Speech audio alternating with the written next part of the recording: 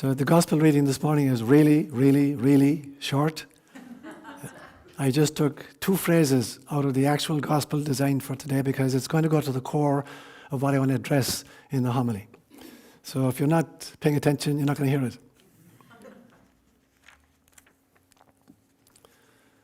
Split a piece of wood, and I am there. Lift up a stone, and you will find me there. Words inspired by God.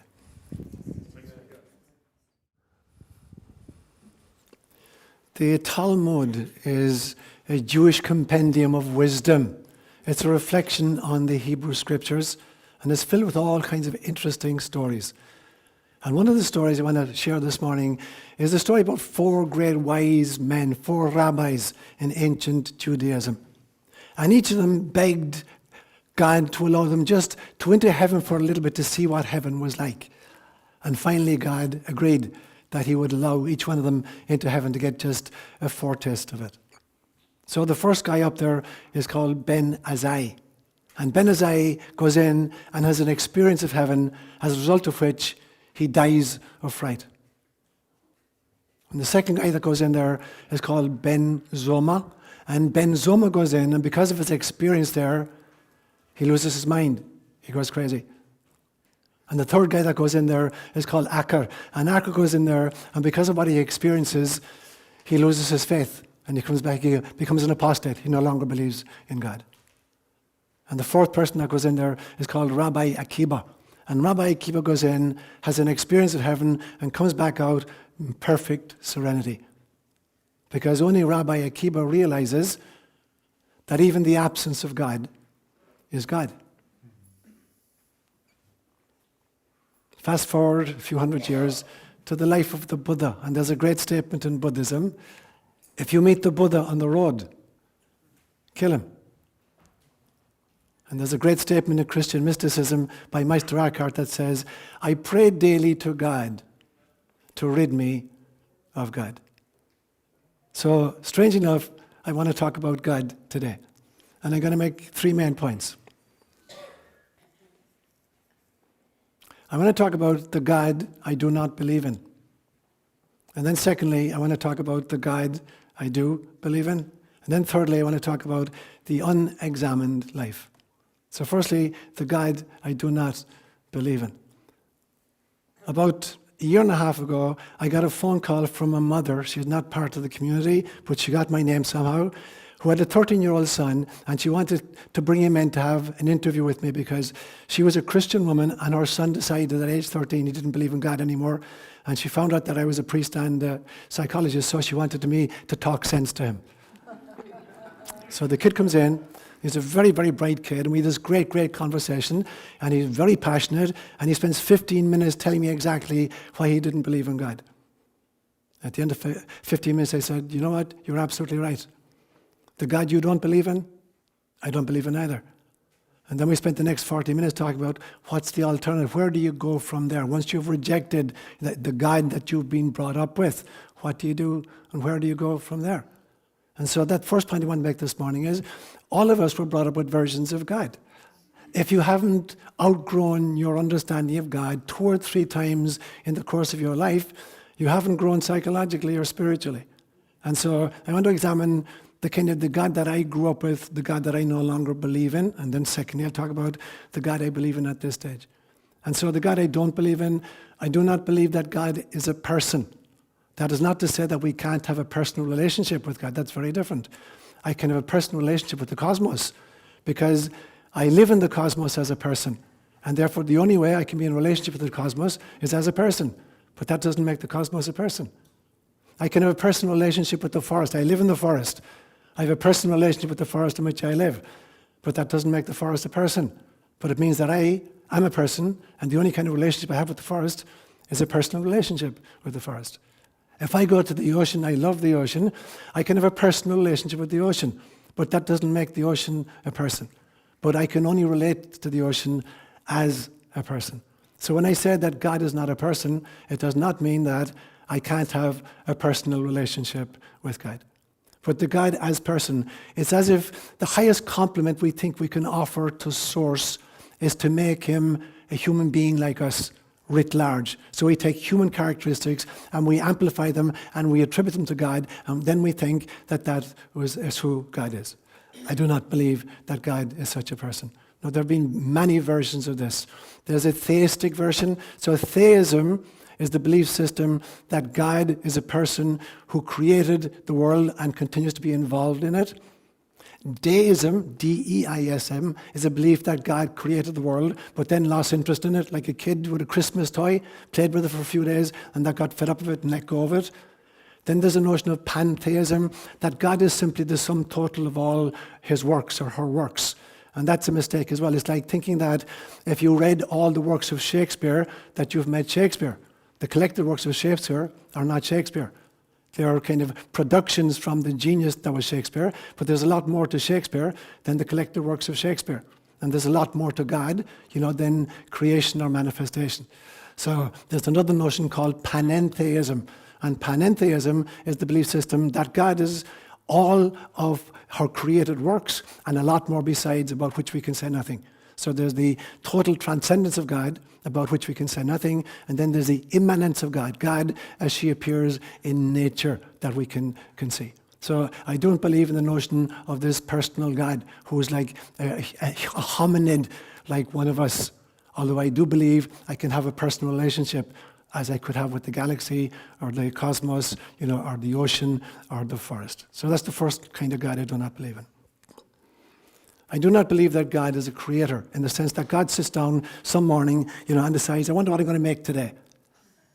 And he thinks, what about something with about 1.5 tons with a huge long nose and big tusks? And bingo, he creates an elephant. Or he's like pulling rabbits out of hats. I don't believe that that's how a manifestation happens. It's more or less that the essence of God is to bring forth, to manifest, in the same way that I've used this example many times before. Somebody gave me a gift several years ago of a bulb, a flower bulb in a pot, because they know that I have a paw shot for killing flowers by overwatering them or underwatering them. And so she said, very simple, it's in a pot, stick your finger in the clay. If it's wet, leave it alone. If it's dry, put water in it. I did that for a few months, and bingo, after about 2 or 3 months, this huge, big, long green stalk emerged from the bulb, which I couldn't see. And after a few weeks, 4 huge, big, purple trumpet flowers emerged from the green stalk. So it's not that the bulb was creating the stalk or the stalk was creating the flowers. It was that the essence of the bulb was to manifest as stalk and flowers. It's the essence. That's how God manifests. So I don't believe in a God who, in a creatio ex nihilo, that God sits down in a laboratory every morning and decides to create something new from nothing. I believe rather with Plotinus in emanatio ab Deo, that things emanate from the isness of God, that the essence of God is creativity, so things burgeon forth from God. So it's very different from creator. I do not believe in a partisan God. I can't believe for the life of me that of all the universes that exist out there, and according to quantum mechanical theory, there are 10 to the power of 27 brand new universes created every second for every cubic centimeter of 11-dimensional mathematical space. It's a lot of universes. To think that God has a love affair with this one universe, and that in this one universe, she has a predilection for the Milky Way galaxy. She loves this Milky Way galaxy over the other 200 billion galaxies in this little cosmos of ours. And in that galaxy, that she really, really, really loves our solar system more than any other solar system. And in our solar system, she really has a love affair with one planet in the system called planet Earth. And in this planet, she has a real love favorite for one particular tribe or one particular religion. The notion that God is partisan in that fashion. And every group has claimed that God loves them more than loves others. Johanna Tessara gave me a gift a few weeks ago that said, where's Johanna? She's hiding someplace. She's here. It says, Jesus loves you, but I'm his favorite. So that's how we act. Very, very often that's how we act. The Japanese culture is totally convinced that they're the progeny of the sun god and that God loves them more than any other tribe on planet Earth. Judaism believed that they were God's chosen people. Christianity believes that there's only salvation in the name of Jesus. Roman Catholicism says, extra ecclesiam nulla est salus. Outside the Catholic Church, there is no salvation. The Maasai of Kenya believe that God created all of the cattle of the world for them. And it's their God-given duty to repatriate the cattle. So they go and they take the cattle back from people, who've stolen their cattle, years ago. And of course, the truth is, God only loves one nation more than anybody else, and that's the Irish. So we all think we're special. We all think God is this kind of partisan God. Now, of course, God is not that. I do not believe in God who is a micromanager. That God is actually watching every boxing match and says, I'm going to be in favor of the guy in the red trunks. And at the end of it, the guy comes out and they say to him, to what do you attribute your great victory today? Well, God did it. Thank you, Jesus. Like Jesus said, yeah, get him. Go get him. Hit him. Right. Watch his uppercut. Yeah. That God is sitting in the corner of every boxing match or every football game and is choosing sides in it. This kind of micro-managing God. I don't believe in that for a moment. Nor do I believe in a God who's a lawmaker or a lawgiver.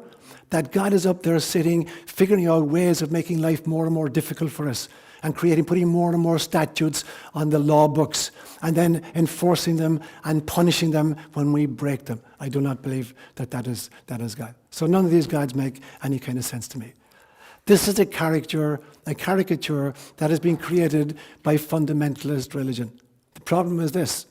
The caricature God that has been created by fundamentalist religion is being demolished by fundamentalist science. So we're jumping out of the frying pan into the fire. When we abandon a fundamentalist notion of God and jump into science, if we jump into a fundamentalist version of science, we're literally jumping into the fire out of the frying pan. So if we think that a fundamentalist religion is bad for humanity, and it has been bad for humanity, it's led to all kinds of wars, crusades, inquisitions. But I guarantee you, when you read your history books, fundamentalist science, atheistic, materialistic science, has killed more human beings in 2 centuries than all of the religious wars in human history has. And we continue to do it. We're polluting our air through fundamentalist science. We're polluting our soil. We're polluting our water. We're polluting our foods. And we're leaving the planet desiccated.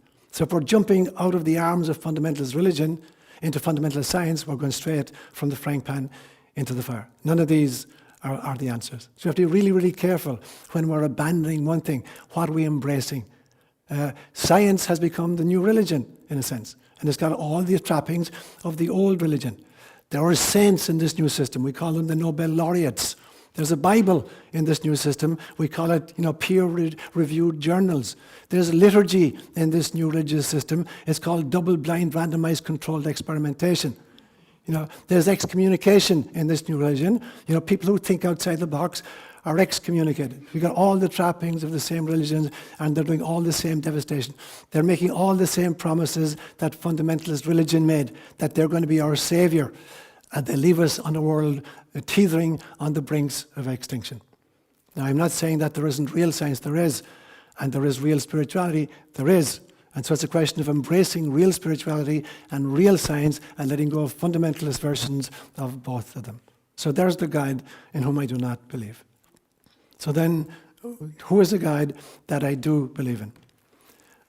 I'm totally convinced that the source of all that is, the transcendent essence of all that is, doesn't interfere in human affairs. That souls make what I've called preconception contracts with each other. That groups of souls move from lifetime to lifetime with each other, and they create dramas which afford every single soul the opportunity of learning how to love unconditionally. That's their function. It has nothing got to do with God. God is not sitting up there planning lifetimes for you or putting obstacles in your path or creating kind of trials to test you. God is not involved whatsoever in any of that situation. Souls get together and they create scenarios and dramas which afford them the opportunity of really growing and really learning. We come down here voluntarily. We come down here because in the between life state, where there is no pain and there is no suffering, we can only grow to a certain extent. Until you're limited in some fashion or you experience some kind of discomfort or distress, you're not going to push outside the boundaries of how you're able to love. If you haven't experienced pain, you can't grow in love. And so we volunteer to come into difficult circumstances where we will experience pain in order to push through and learn how to love in spite of, or maybe even because of the pain. That's the kind of relationship I believe that God has with us. God is watching like a parent inside the window of the kitchen while she's preparing food for us, and she's watching the children outside in the backyard playing cowboys and Indians. And part of the game is some of the kids are going to get killed with arrows as part of the game. But it's part of the game. And when the game is finished, they come back in and have their dinner. And this is what God is watching, the dramas that we create, the cowboy and Indian games we create for each other. And they may appear horrific in the course of the game, but they're literally games that the souls have made up in order to stretch into unconditional love. That's the kind of relationship, the kind of God that makes sense to me. Now, the problem is we turn pain into suffering. There's a huge difference between them. Pain is the price of incarnation. It's the price of being born into bodies that have a shelf life. It's the price of being born into a world in which there are tsunamis and earthquakes. It's the price of being born into societies where there are bad people doing really bad stuff. That's pain. The suffering is the stories we make up around the experiences we're having. And as a psychologist, I can tell you that 95% of the distress that human beings experience is not pain, it is suffering. It's the stories we tell ourselves about the experiences we're having. So there are two kinds of really debilitating stories we tell ourselves. One is a global story, and the other is a kind of a personal story. And the global stories that crucify us are the story that God is the fundamentalist version of God. That's a story that's crucified us for thousands of years. And the other debilitating story we tell ourselves globally is that there is no God. You know, we've created a God-shaped hole in the human psyche that weapons of mass destruction have rushed in order to fill the void. That's the global story that crucifies us. And the personal stories that crucify us, I believe, are the notion it's not fair, or why me? These are the personal versions of the story that crucify us. So there are energizing versions of the story which counteract these. There's a global version of the energizing story, and the global version is that, you know, the God of fundamentalist religion is not real. There's a totally different God there. And the God that's been demolished by fundamentalist religion is not being demolished because he does not exist. It's a totally different kind of God that exists. And on a personal level, the energizing stories we tell ourselves are, you know, life is not about fairness. Life is about love. It's not about coming into a situation where everything is just and legal and lawful. It's about stretching through the pain into loving anyway and learning how to love even the enemies. Finally, when you get to where Christ is at, loving the self first, loving family, loving clan, loving tribe, loving nation, loving culture, whatever, and ultimately loving even the enemy. And the second one is, why me? What's the story that counteracts the why me? Why me? Why me is because this is the hand I pre-selected. I wasn't just dealt this hand by some sadistic divinity. This was the hand I asked to be given, because it was with this hand I knew I could make the most progress and the most growth. And so the energizing stories are the personal and the global ones as well.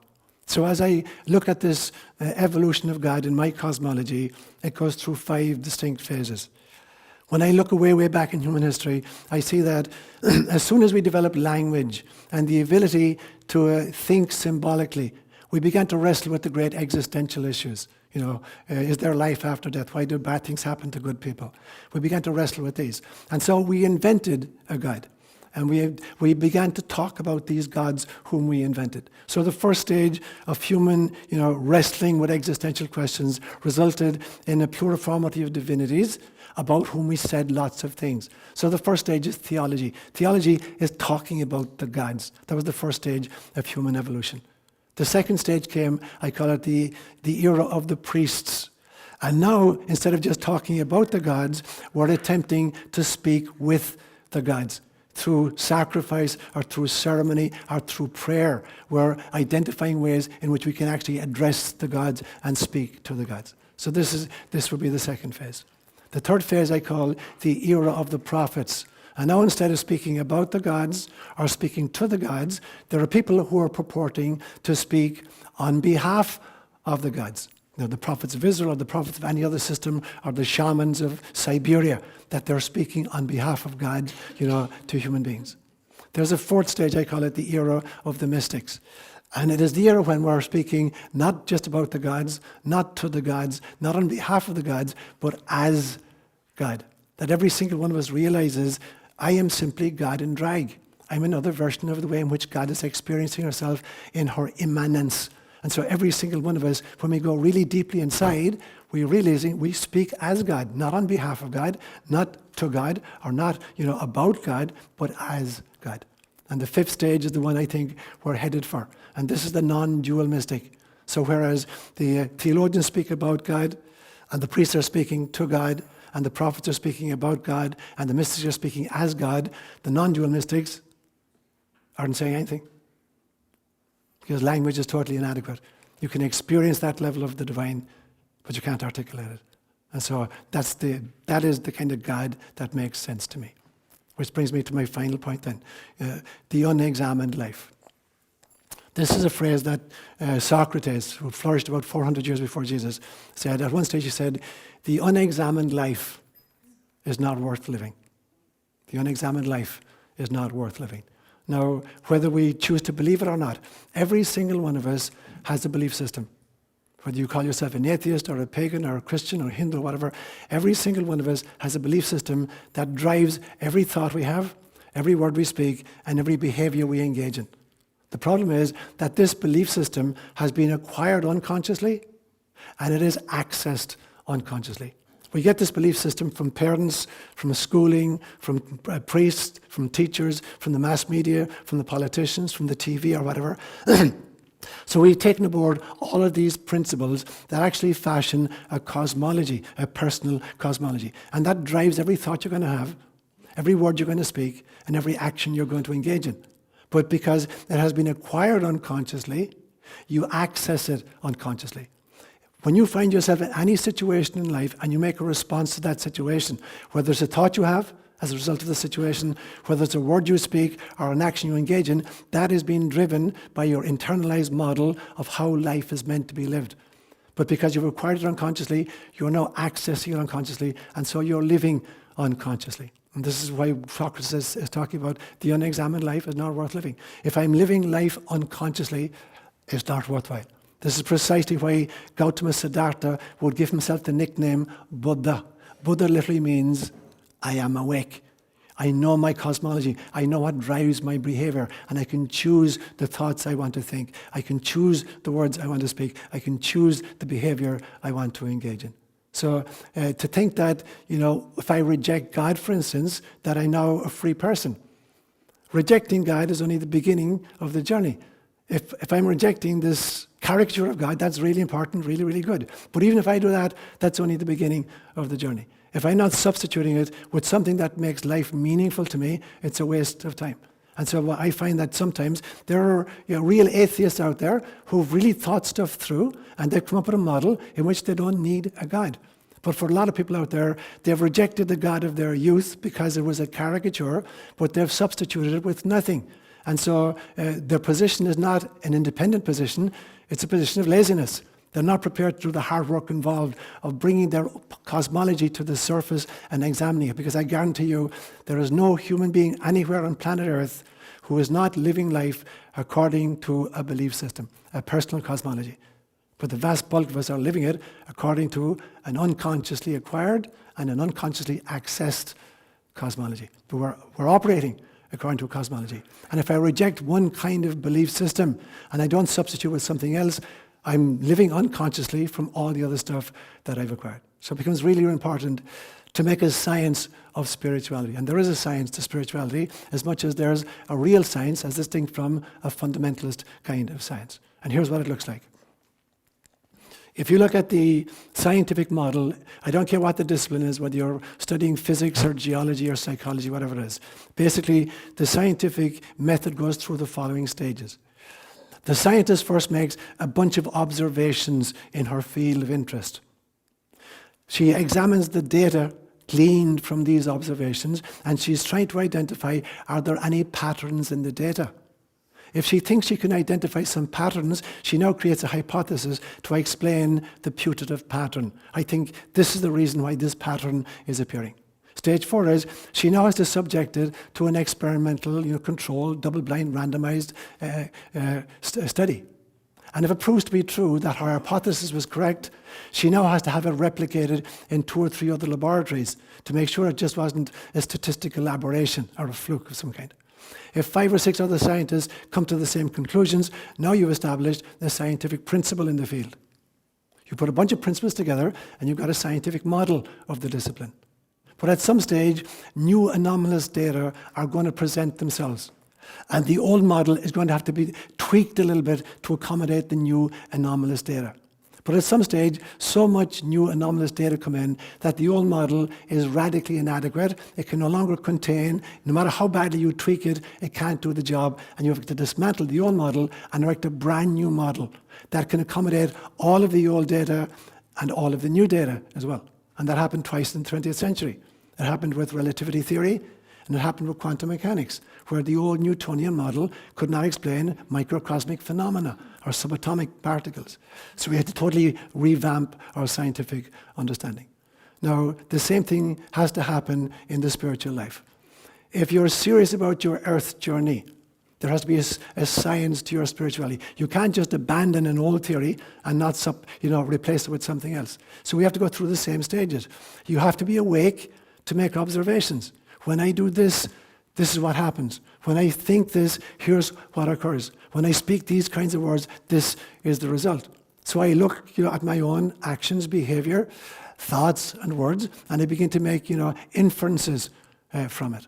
So I'm now making a whole bunch of observations as a result of my own lifestyle. Now I have to try to identify what are the patterns, what are the causal connections between results, and what came before the results. I have to come up with some kind of a cosmology then that explains this to myself, but I have to check it out with other people. Other people who are doing the same thing. How do you find, what kind of connections are you identifying? If we agree on a set of principles, we're now creating a cosmology, a consensual reality of the field. And there are 3 ways we arrive at this knowledge, it seems to me. We know things because an authority figure told us, and all of us learn in this fashion. A teacher told me in school, or a scientist told me, or I read it on the internet, or I saw a TV program, or a politician said it in a speech. So we learn stuff because some authority figure told us. The second way we learn stuff is through our own personal experience. And the third way we learn stuff is through figuring stuff out for ourselves, thinking stuff through for ourselves. Now, none of these systems on its own is infallible. Authorities sometimes engage in disinformation, or they're not very effective. They don't know their field sufficiently. So it's not infallible. Personal experience is not infallible. You can't generalize from your own experience all the time and presume that everybody else is having the same kind of reaction to the same kind of stimulus. And your own sense of discovery, as you try to figure stuff out for yourself, it's not infallible. But when you cross-fertilize the 3 parts of it, there's less possibility that you're making major errors. So there are the 3 ways in which we try to figure out the models of life that make sense to us. But every single one of us has to engage with this kind of action. Every single one of us has to become a scientist of the soul. The problem is that very, very often we come into life and we're asleep at the wheel. So the unexamined life is like somebody being given a gift of a Lamborghini, this really beautiful, powerful car, but you never learn to put it beyond first gear.